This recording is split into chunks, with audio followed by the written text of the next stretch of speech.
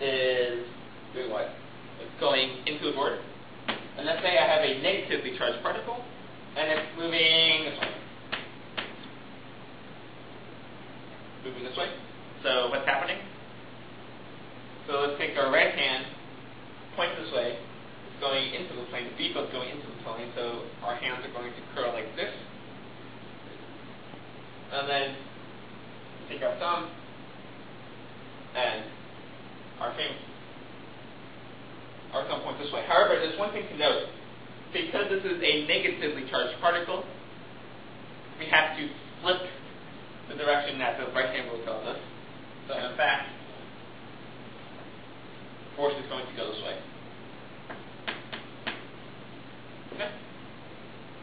Are there any questions? So this is all pretty clear? Great. So looking at this, we can, looking back at this equation, we can see something pretty unique that's happening. Before I forget. So what happens when the velocity vector is parallel to the b vector?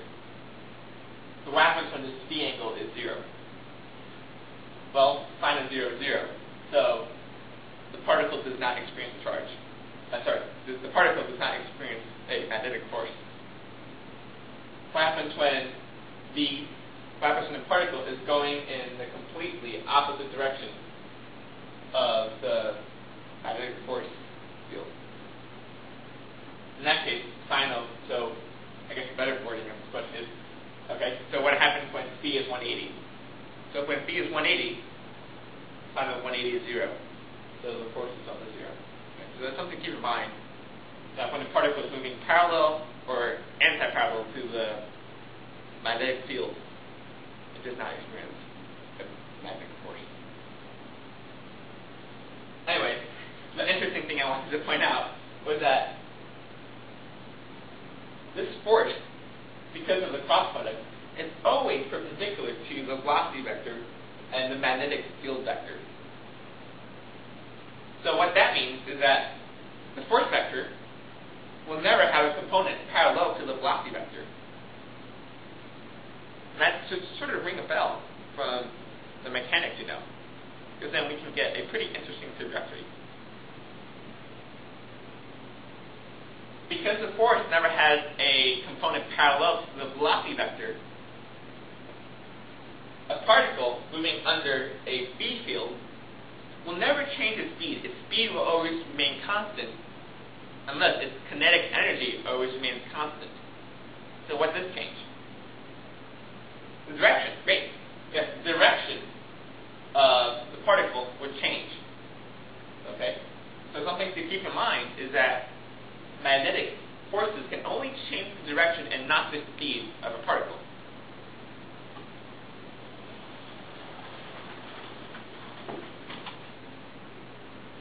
Ready?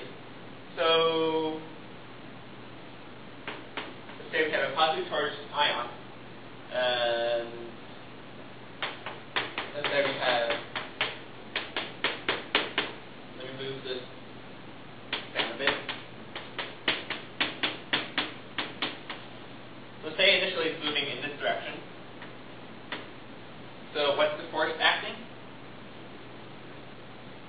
So my new rule, velocity going into the board, or since it's moving this way, and since it's a positively charged ion, it goes this way.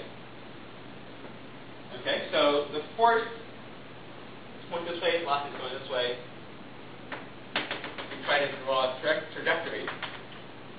Do that over here. Velocity is going to point this way. The force is this way. And indeed, as you might have guessed, the trajectory will actually be a circle. Sorry. So when velocity is going this way, the force will be going this way. Right? We are getting centripetal acceleration. So let me ask you a question. What's the radius of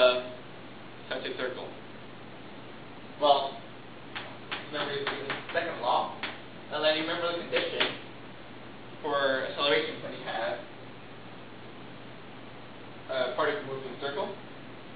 So that condition is that acceleration is equal to velocity squared over r.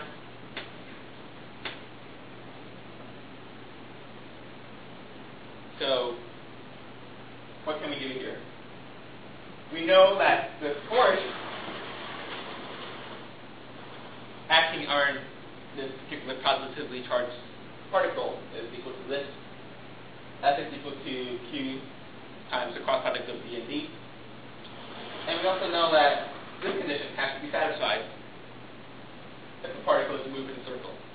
So what can it equate it to?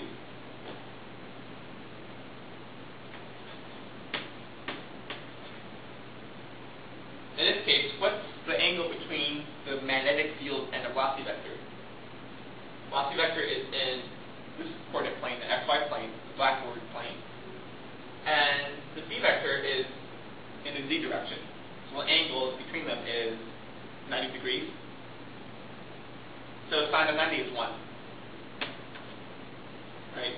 And then we can take this and put it on the other side. So to find r, if we rearrange, 1b drops out from both sides, and then r is equal to mb over qb. Does anyone see that?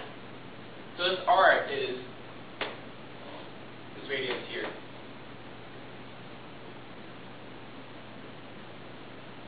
I can ask another question. What is the period of such a revolution?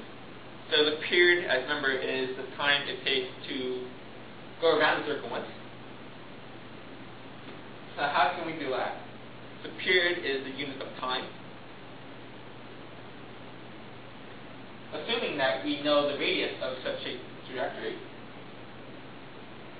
we can find the velocity. So, any suggestions?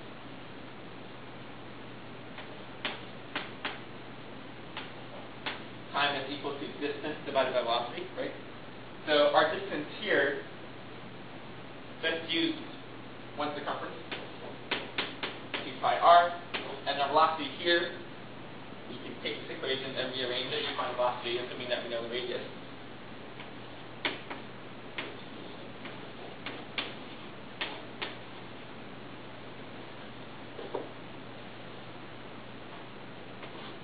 So our period is equal to circumference divided by the velocity.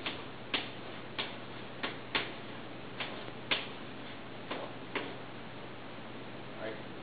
So E is equal to 2 pi m over qb. Now that we know the period, we can find the frequency. Great. So the frequency is simply what I look here, and that's equal to qb over 2 pi m. And then there's one more quantity that I can find, the angular frequency, and that's simply equal to 2 pi s, very good, qb over m. That's pretty cool. Just by knowing the charge, the strength of the magnetic field, and the mass of the particle, we can find out how quickly this particle goes around the circle.